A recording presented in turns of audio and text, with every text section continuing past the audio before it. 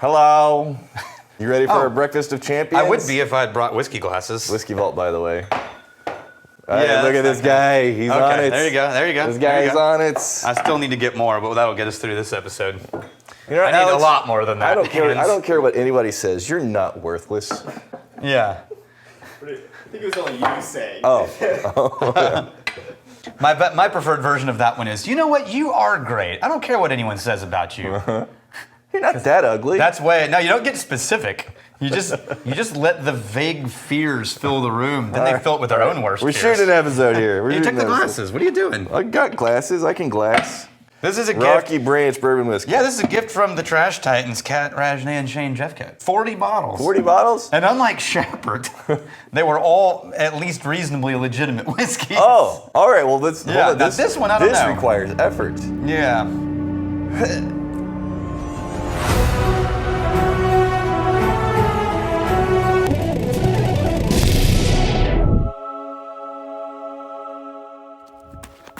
We ran out of an effects budget. What do we do?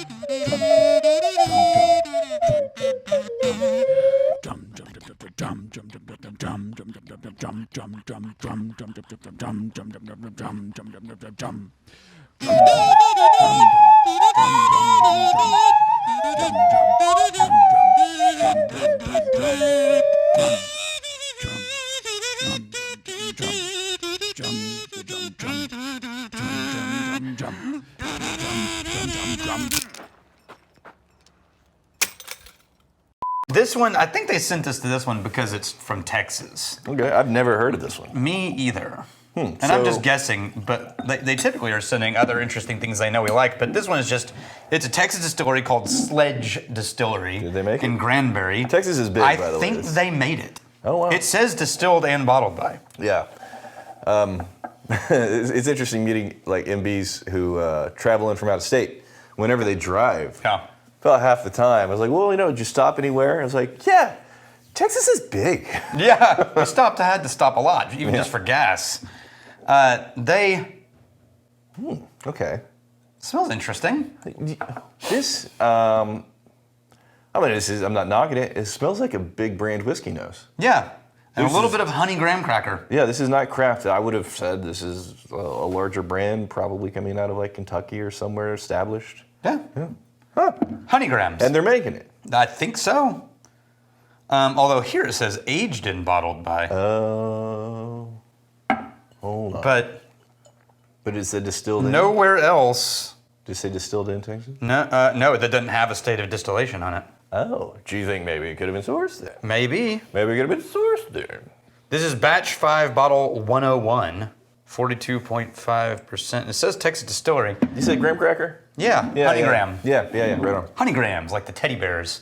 Then there's that booze. Can't forget the booze. Yeah, But it is very much home plate, like Teddy Graham, sure. that's just a basic bourbon. It's wheated, 45% wheat, which a little bit of a black tea in there. that's the wheated percentage of MGP on their wheated bourbons. Did we just crack the code? I don't know. Is this a wheated MGP? Maybe. It's 3 years old. Honestly, it's funny. I'm not as familiar with the wheated MGP Me either. as the 21 rye. Again, they are distinct from each other. Do you have, off the top of your head, do you No, know we. the wheated MGP? Maybe nine bandeds wheated is in here. Yeah, there's. It is. You know what? It's very much projecting because we kept saying wheated, but now there's a wheat bread kind of nose to it. Okay, so 9 banded sources from MGP, and this is their wheated bourbon, which means this is the wheated MGP. Okay. And it is 45% wheat. I think we may be looking at some wheated MGP here. Maybe. It's what's the about the proof? same proof. About the this same? This is 42.5. This is 45. Okay, yeah. The 9 Banded's a little bit softer on the nose, but they're not wildly different I like this one better. on the nose. Yeah, on the nose. Yeah. It's just a little bit tighter on that 9 Banded. It's got that kind of tangy. Yeah, I think it might be. That's just guessing. Maybe, But man, could it be the difference, the variation you see from barrel to barrel? yeah, I think otherwise they just made pretty, for a baby distillery, small size distillery, they just made pretty high level, big brand wheated bourbon. And if we're wrong, sorry about it. No, if we were wrong, look, Yeah. if you message it in Yeah, the yeah. comments or email me, I will come back on camera and I'll pull the bottle up and say so. Yeah. But Yeah. no, this is a tremendous amount of similarity with the good NGP whiskey. wheated. It's good whiskey. Yeah. Their story is It's interesting. The very first thing we said was like, this nose is like a big brand established. Yeah. Look at it. So the funny thing, the story they told on their website was their grandfather was in, I guess, World War II, and he was a moonshiner. By the way, what you're set up for on the nose shows up on the taste. Yeah, it's got that same sweet, honey, slightly tangy. Grandfather was a World War II moonshiner. Like even in the services overseas, he figured out how to make moonshine illegally and trade it for things with other soldiers. And he came back, fell in love with this woman who didn't believe in drinking, smoking, dancing, or anything like that. And she said, "I'll marry you, but you have to give all of that up." And so he did. Huh. And his kids found it in his war chest, like the locker that you bring home. They found a moonshine recipe. Yeah. And so they're like, we should try it. So they have all these moonshines that they make, flavored and things like that. Yeah. But I think that's their focus. Moonshines and flavored moonshines. A little bit more of that barrel tannin shows up on the taste. Yeah. Yeah. It starts as tangy in the finish. Then it transitions to a little bit oaky. A tiniest bit of peanut dusting. I don't know why, but I prefer this version to the 9 Banded version.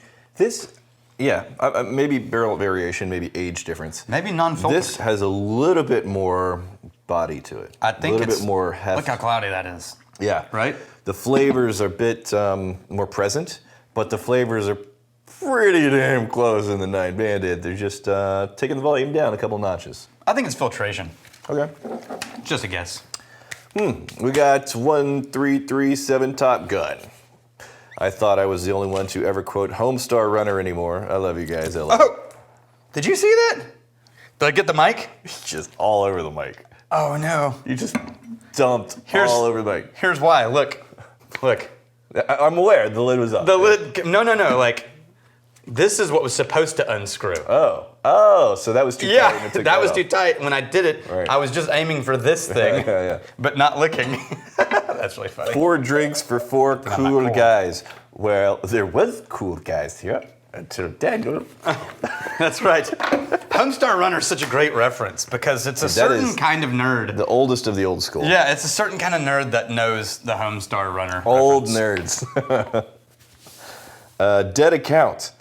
So, the issue with this review is that they've not understood that there is a class of whiskey that is a neat pour, but enjoyed with an ale or stout. Yes, I've never considered this And before. a Guinness and a Powers or a nip and a half is an everyday working man's drink in Ear. I've watched this channel for years, COVID treasure, but find it weird that there's a gulf of understanding on this front. I assume it's not a thing in the USA. No, it's not. However, I would have thought that it would have been a migrant thing. Well, people bringing it over. Yeah. Maybe some inspiration for a set of videos to see which whiskey pairs with beers and some insight into why some are more popular. P.S. I am happy to enjoy P12 with a Guinness any day. Yeah, so he... Is that the Powers 12? Yeah. Yeah. No, proper 12. This Proper. is the crappy one. He was like, no, you're doing it wrong. You're Yeah. supposed to pair it with a Guinness. Sip, sip, sip, sip. No, we've been told Back that the and Proper forth. 12 in the early days of Proper 12 releases, hot garbage. Yeah, but it's But ruined easily. they've done changes where now it's supposedly, At least decent. yeah. So Yeah. I'll get into that. We'll try it again. I'm curious. But that was an interesting premise he has, which To is pair with the beer. no. There are whiskeys that their whole purpose is, and not like shots. Right. But the combo of flavor you get from a beer, whiskey and beer, and a pairing. whiskey. I love that idea. Yeah. I love that idea so I don't much. think we've ever touched that. That's not a thing here in the States. No, it's really There's not. like a Boilermaker. Yeah, or there's a chaser. Like, Yeah. can I have, whiskey with a beer chaser or beer with a whiskey chaser? Guy, you know who would live the dream? Kyle. Oh, because he's a beer guy. Yeah. Maybe we need to get him to do beer whiskey pairings. Yeah. Yeah. Okay. And weird beers too. I mean, we should also have like Guinness. Of course, and, the classics in there. Lone Star. I saw some giant billboard that said, "The taste of Texas is Texas better. Best Texas beer." But then I was like, oh, cool. Is it a shot? No, it's Lone Star. Well, we should come out with a beer called Lone Star Runner. LoneStarRunner.com. Checking the emails. I'm going once more back. Wheelie, wheelie, wheelie, wheelie, wheelie. Chugga. Yeah, it's just a decent weeded bourbon. It's fine. It's perfectly fine. Acceptable. Here's Dividing, Stealing, and If Drinking. you fight me, fight for a friend. You steal me, you steal your lover's heart. And if you drink, may you drink with us.